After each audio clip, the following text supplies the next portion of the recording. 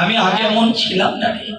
যেদিন প্রাণ বল্লভ গোবিন্দের অঙ্গ পরশ আমারই অঙ্গে লেগেছে, যেদিন গোবিন্দ পরশমণির পরশ আমার অঙ্গে লেগেছে, সেদিন হতে আমি এমন শোনা হয়েছে। সখিরে, আমি কেমন করে পালঙ্কে ছিলাম জানিস? কেমন করে শয়নে ছিলাম সখিরে, কেমন করেছিলাম? তবে শোন, বধূ আমায় কেমন করে রেখেছে। ওরে পালঙ্কে শয়ন না রাখে কখনো,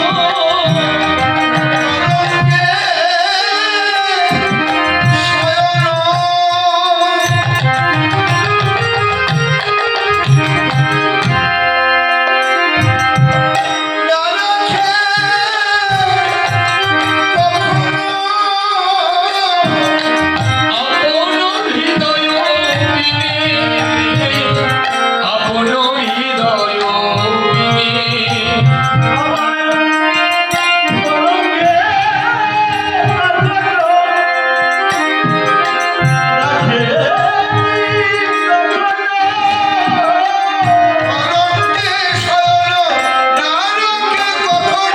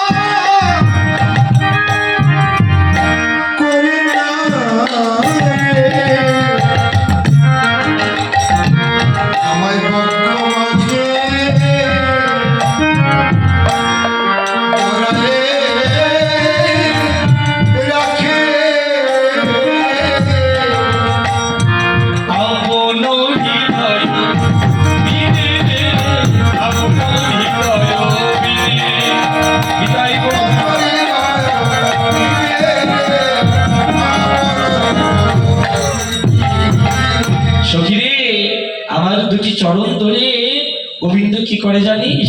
চরণের ধারে দাঁড়িয়ে আলতা দিয়ে কৃষ্ণ নাম লিখে দেয়। কেমন করে জানিস সখিরে? ওরে আপন নাগর যাব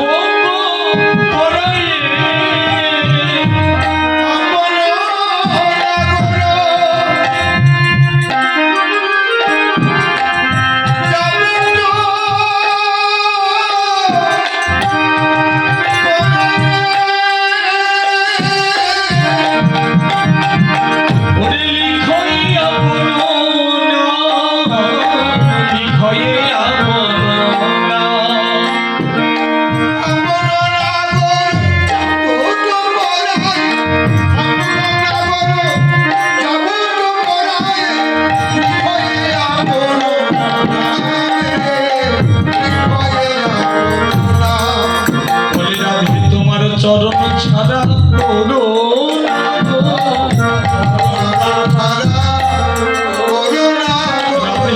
চরণ ছাড়া করো না গো, চরণ ছাড়া করো না গো, ওই চরণ বড়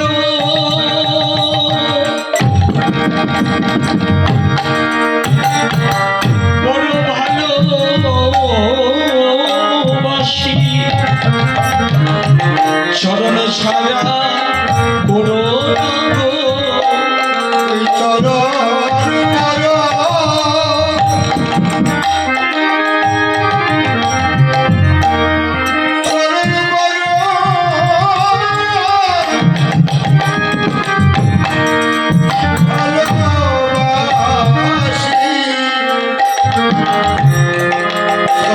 ছাড়া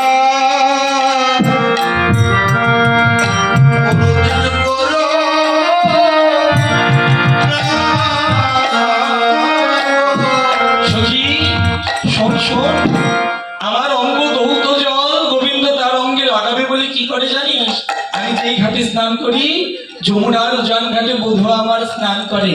কেমন করে জানিস? মরুয়ঙ্গ জল পরশ লাগিয়া দুবাহু প্রসারিয়া।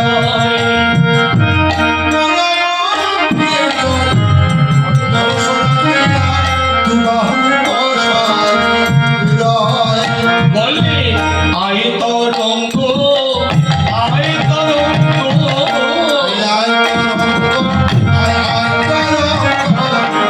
আয় তরঙ্গ,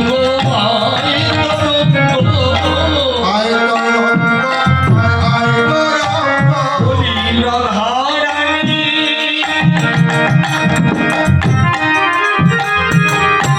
ওরে ওরে সঙ্গ, আয় তরঙ্গ, আয় তরঙ্গ, রাধারানী।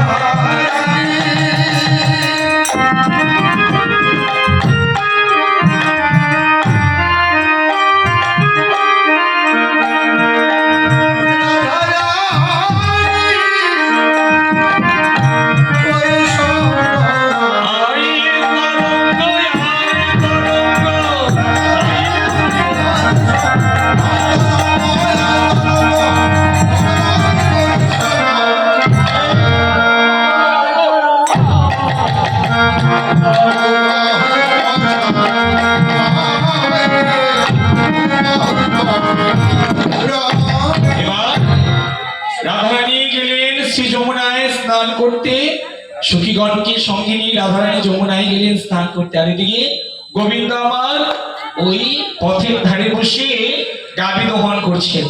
গাভী দহন করতে করতে কেমন করে গাভী দহন করছেন? দহন মোহন না যায় গহন, দহন মোহন না যায় গহন, আনন্দে আকুল শেখর এই পথে আসবে না, এই পথে তুমি বসে থাকো, এই পথে তুমি বসে থাকো, আর গাভী দহন করতে থাকো, এই পথে তুমি বসে থাকো, এই পথে আসবে না।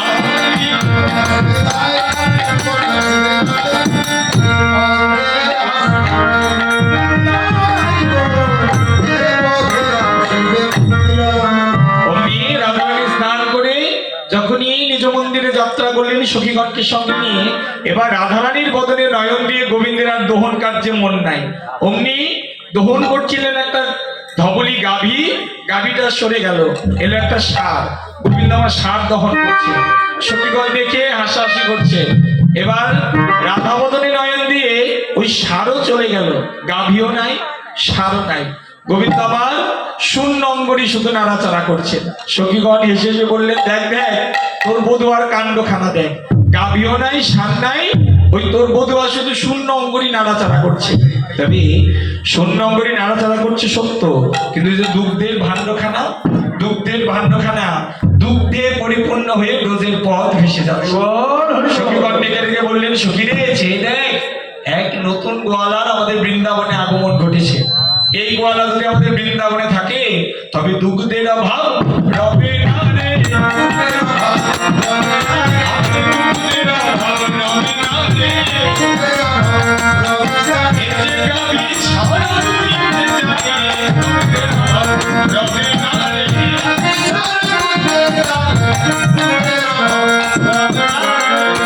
প্রভাতকালে একটু যুগল দর্শন করবেন না? যুগল দেখতে হবে না একটু? সাক্ষাৎ মিলন না, কিন্তু সাক্ষাৎ মিলন হবে সূর্য পূজায়, আবার মহারাষ্ট্রে, আর এইবার হবে কেন আবেশে মিলন। রাধারানী আমার গোবিন্দের নয়ন পানে তাকালেন, গোবিন্দ আমার রাধারানীর নয়ন পানে তাকালেন। দুটি নয়ন একত্রে হলো, দুটি নয়নে যখন শুভ দৃষ্টি হলো, অমনি নয়নে নয়নে মিলন হলো, নয়নে নয়নে মিলন হলো, বদন মনে হরি বল, নয়নে নয়নে মিলন হলো, নয়নে নয়নে মিলন হলো। এবার একটু গোবিন্দ সেবা দিতে হবে তো, তাই না? মা যশোদা পদ্ম হস্তা নারীর হস্তে বন্ধন করি আজ গোপাল সেবা দিবেন। পদ্ম হস্তা নারীকে বৃন্দাবনে সবাই তাই না? বৃন্দাবনের পদ্ম হস্তা নারী হলে শ্রীমতী রাধারানী। তাই মা যশোদা শ্রীমতী রাধারানীকে নিমন্ত্রণ করলেন। রাধারানীর সখীগণকে সঙ্গে নিয়ে মা যশোদার দ্বারে এসে দাঁড়ালেন। যখনই দাঁড়ালেন মা যশোদা দেখলেন রাধারানী এসেছে, তাই গোপাল ছিল কোলে। গোপালকে কোল হইতে নামায়ে রাধারানীকে কোলে নিলেন, আর কোলে নিয়ে রাধারানীর হস্তে ক্ষীর স্বর্ণাবনী দিলেন। বললেন, রাধে এই দেখ, তোর জন্য আমি ক্ষীর স্বর্ণাবনী প্রস্তুত করেছি, তুই সেবা কর। কিন্তু রাধারানী দেখলেন এই ক্ষীর স্বর্ণাবনী তো আমার প্রাণ বধুয়া গোবিন্দের প্রসাদটা, আর গোবিন্দ প্রসাদ ছাড়া রাধারানী সেবা করতে পারে না। উপায় হবে কি? গোবিন্দ এবার ছলনা করে এই নবনীটাকে নিজের প্রসাদ করবে। কেমন করে? ওরে বাইরে আসি নন্দ রানী অতি ব্যস্ত হইয়া, রাধারানী লইয়া কোলে কৃষ্ণের ছাড়িয়া, এবার খাও খাও বলিয়া দুঃখ দেয় শ্রী রাধারে,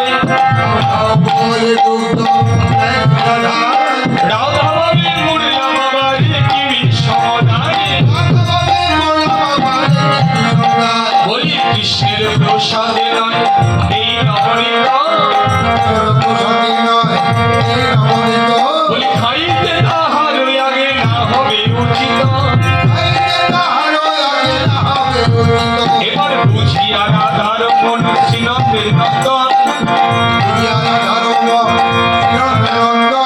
পাতিরালা পূর্ব জল বিচিত্র তখন, এবার মায়ের কোলে দেখি অন্যের সন্তান, কান্দিয়া বাবর কৃষ্ণ গলা গড়িয়া, বলি তাহা দেখে নন্দরানী পুত্র বলে নিল, বলি বাপ বলে রাধার হাতে নবনীত ছিল, বলি তাহা দেখে কৃষ্ণ মনে ক্রোধই উপজিল, হাবা দিয়া হাতের ননি কাড়িয়া খাইল, এবার কি করো বাপ, বলে নন্দরানী, কাড়িয়া খাইবে কেন রাধার নবনী, এবার কিছু খাবো কিছু দাও রাধারে আমার, বলি তোমার নবনী বাবু দিব যে আবার, এবার মায়ের কোলেতে রাধা কৃষ্ণের ভোজন,